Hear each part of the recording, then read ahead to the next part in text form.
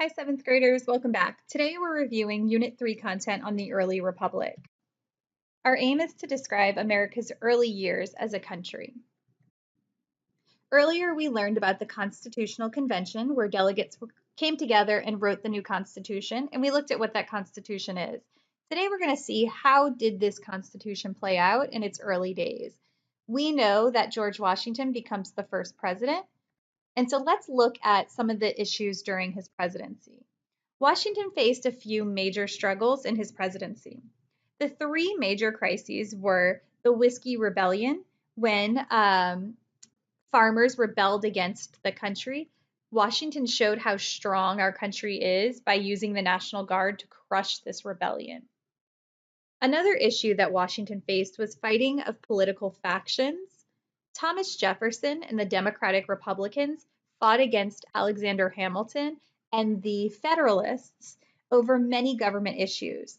The Democratic Republicans wanted that smaller national government, stronger states, whereas the Federalists wanted a strong central government. And finally, Washington had to decide if America should support France in its war against Great Britain. Ultimately, America decides not to go to war and support France.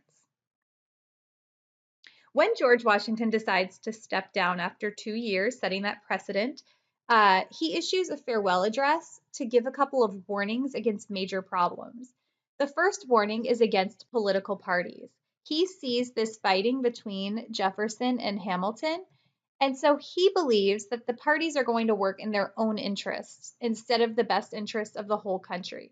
So he comes to this conclusion after watching this fighting, and he says we should not have political parties.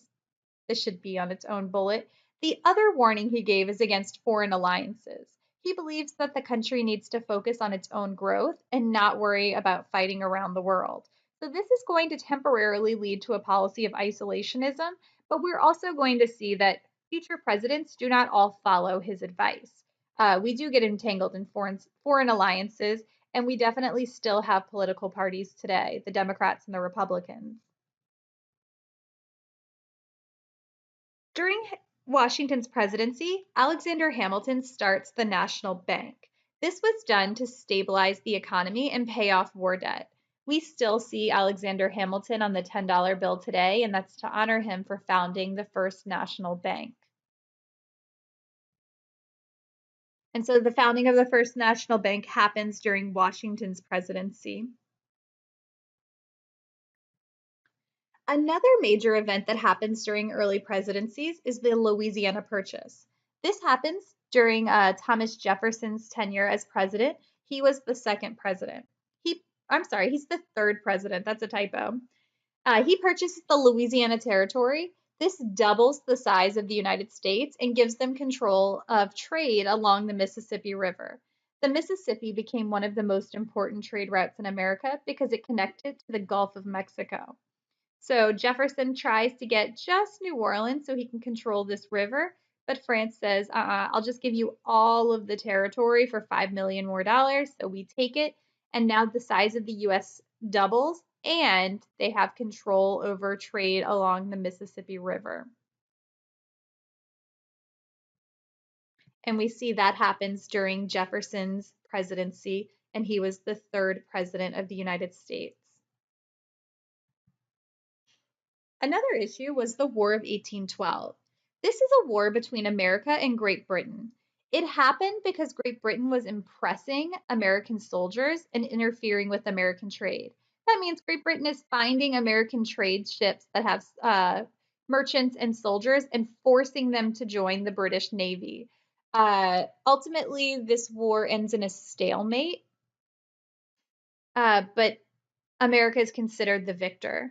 Jay's Treaty is a treaty that temporarily solved the problem, but the war began after the treaty expired.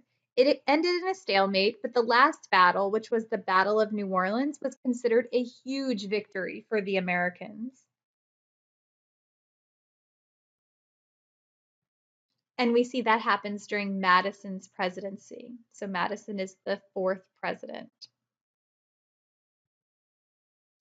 And now we'll look at something that happened under Monroe's presidency, which was the Monroe Doctrine. This stated that the United States would take a policy of isolationism and only focus on its growth. Isolationism, we see that word isolate in there. That means that America's not going to get involved with other countries. They're going to focus on themselves. This political cartoon is showing what the Monroe Doctrine did. It told European countries, you are not allowed to cross this line, so you cannot create new colonies in South America or North America. And we see the Monroe Doctrine begins a policy of isolationism. So Monroe is following George Washington's farewell address of not getting involved with foreign nations. And now we're going to talk about the last president during the early period, which is Andrew Jackson. Andrew Jackson is kind of considered like the Donald Trump of the past, or Donald Trump could be considered the Andrew Jackson of today. He became very popular during the War of 1812, located right here, because he helped win the Battle of New Orleans. Another thing that Jackson is known for is his spoils system. This was a system where Jackson rewarded his political allies with government jobs rather than experienced politicians. So, on the one hand, this is good because it leads to more everyday people in government.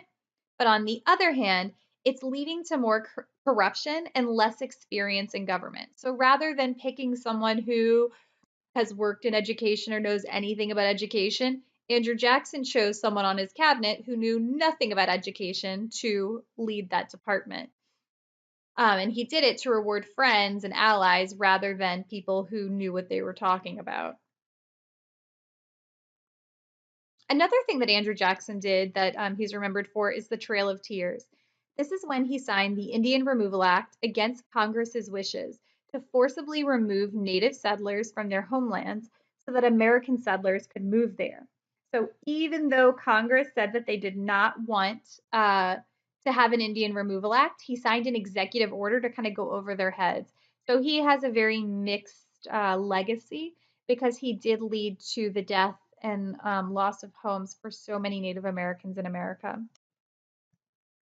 All right, you guys have a great day today.